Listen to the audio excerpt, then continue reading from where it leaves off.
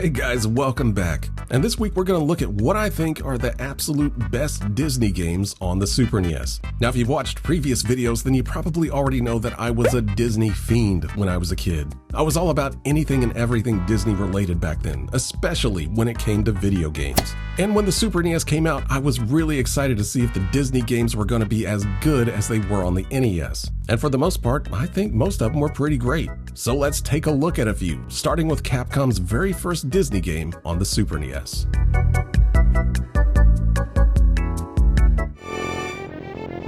Magical Quest for the Super NES was the game that I was looking forward to the most.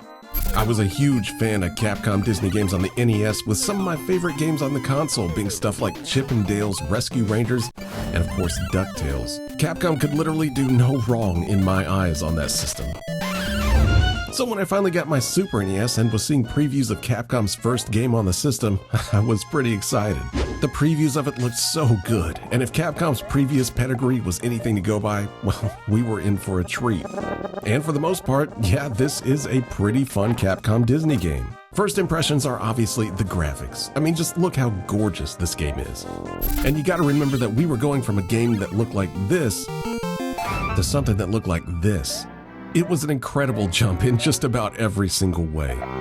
The characters were huge and well animated, and the backgrounds all looked like they came straight out of a Disney cartoon.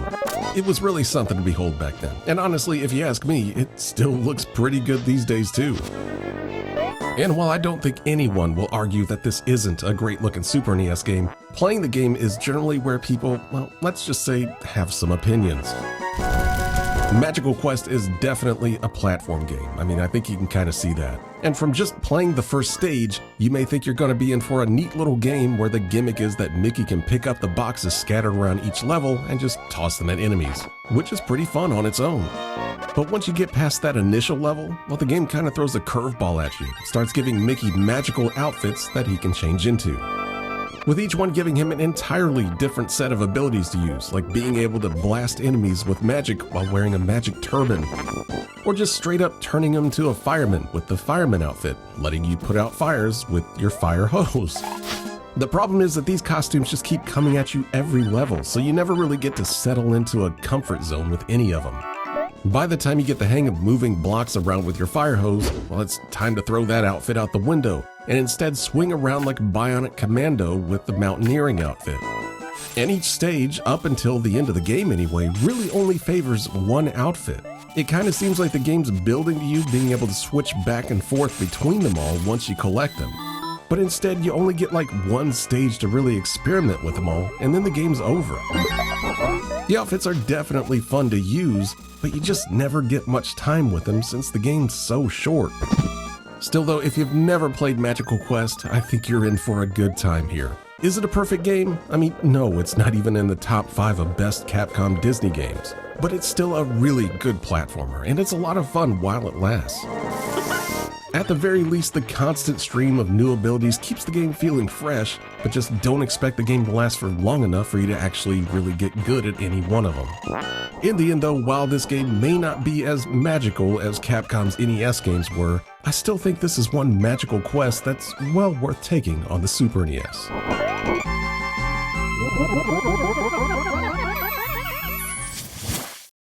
Goof Troop for the Super NES is probably the most unique Capcom Disney game that they ever made. This is one that I just never played as a kid, mainly because I wasn't a fan of Goof Troop or really anything involving Goofy. He just wasn't my thing. So I wasn't really looking at this one too hard when it hit my video store, especially when the back of the box made it look more like a top-down action game than my tried and true Disney platformers that I usually played. But man, I kind of wish I would have just taken a chance and rented it, because it turns out Goof Troop is actually really fun. As soon as you start the game, you can tell that this one's gonna be a little bit different from your standard Disney game. Each stage is like a top-down maze that almost feels like a little mini Zelda dungeon, with multiple paths leading to different items and puzzles that you need to solve to make it to the end. You even have to collect a boss key that you can unlock the boss room just like a dungeon in Zelda.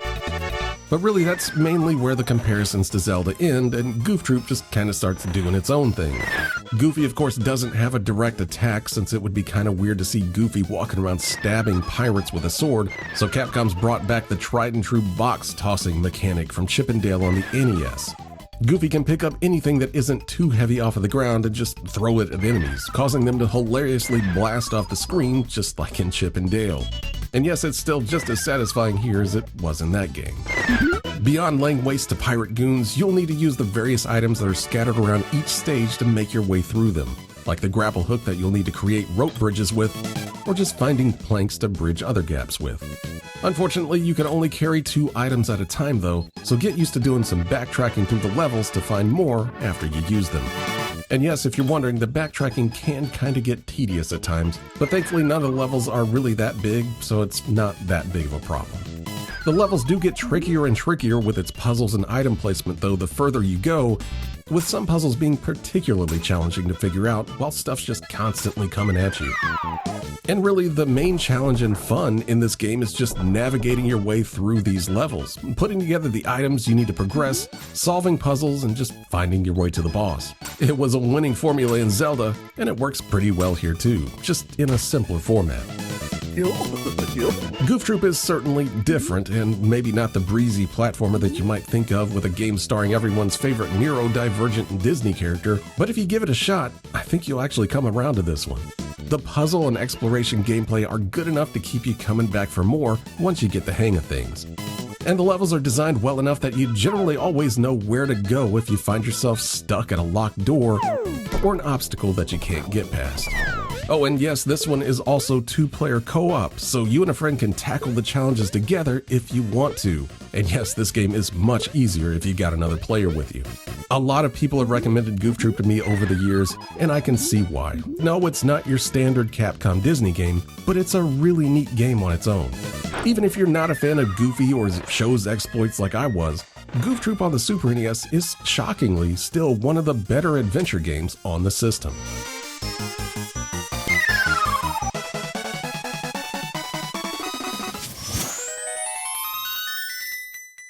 Aladdin for the Super NES is probably the Disney game that everyone thinks of when they think of a Disney game on the Super NES. Now, I've previously covered this game in my all-time most rented games video a while back, but I'd be absolutely blasted in the comments if I didn't include it in this video as well. Obviously, like most kids at the time, I was a big fan of the movie, and Aladdin was the Disney game that everyone was waiting for on the Super NES, especially since Capcom was, of course, developing the game. Unfortunately, I just don't think this game quite hit like people expected it to, especially since a certain other Aladdin game really kind of stole its thunder. But this is still a really solid game on the Super NES. Yes, if you can't tell, Aladdin is your standard platformer, but Capcom did mix the gameplay up just a little bit, with the main mechanic having you hand-springing off of enemies and obstacles, since Aladdin himself lacks any sort of direct attack besides being able to throw apples to stun enemies. It takes a minute to get used to the springing action, but once you do, you'll be chaining together jumps all over the place, leading to some really satisfying stages once you master it.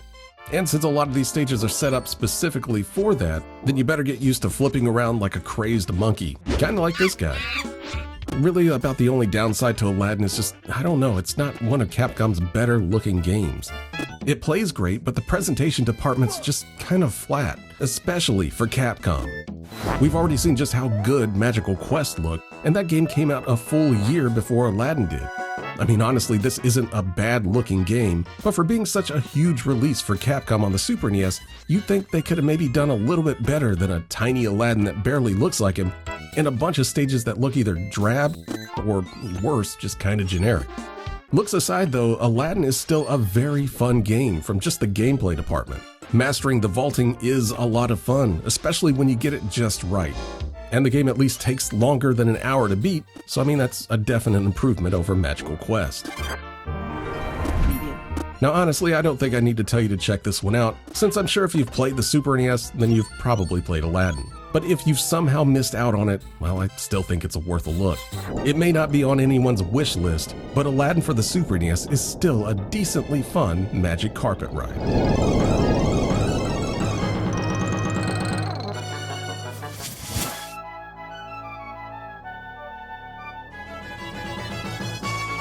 The Great Circus Mystery starring Mickey Mouse is the sequel to The Magical Quest and actually solves a lot of that game's problems. Now, if you're wondering if Capcom has made sweeping changes to this sequel besides slapping on a lame circus theme, then you'd be wrong. This is still very much more of The Magical Quest, but it's a much better version of The Magical Quest. While the platforming and overall design of that game remains the same, you do get 3 all-new outfits to use in this one. The first being a weird vacuum outfit that can suck up enemies and turn them into coins, and in some areas be used against enemies, like these candles that you can snuff out and then use them as something to stand on. Next up is the climbing outfit, which is essentially the mountaineering outfit from the original, just without the cool bionic commando grapple hook.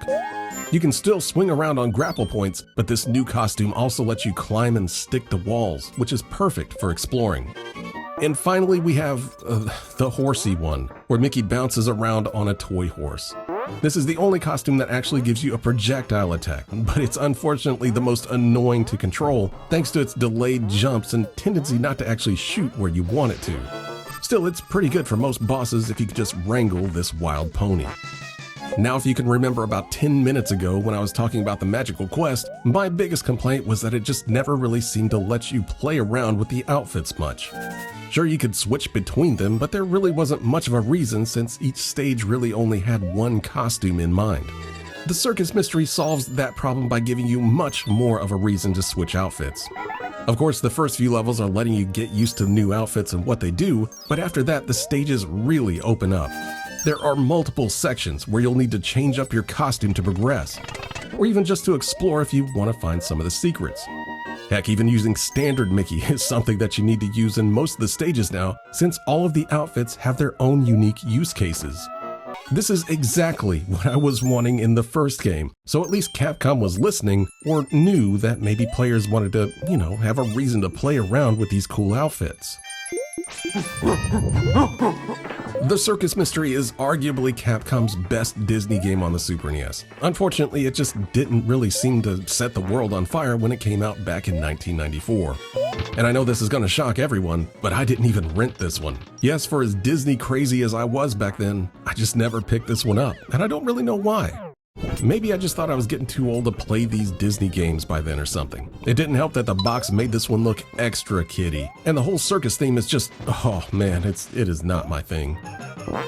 Thankfully though, I did eventually try this out at some point, and I'm really glad I did. This is a great sequel to one of my favorite games on the Super NES, and definitely a better game overall. This one even has 2-player co-op with Minnie Mouse instead of that taking turns nonsense from the original game. So yes, this is a big improvement. In the end, really the only mystery about the Great Circus Mystery is why it took me so long to play this one. And if you missed out on it too, then I suggest getting your butt to the circus tent, because this is one circus on the Super NES that you don't want to miss.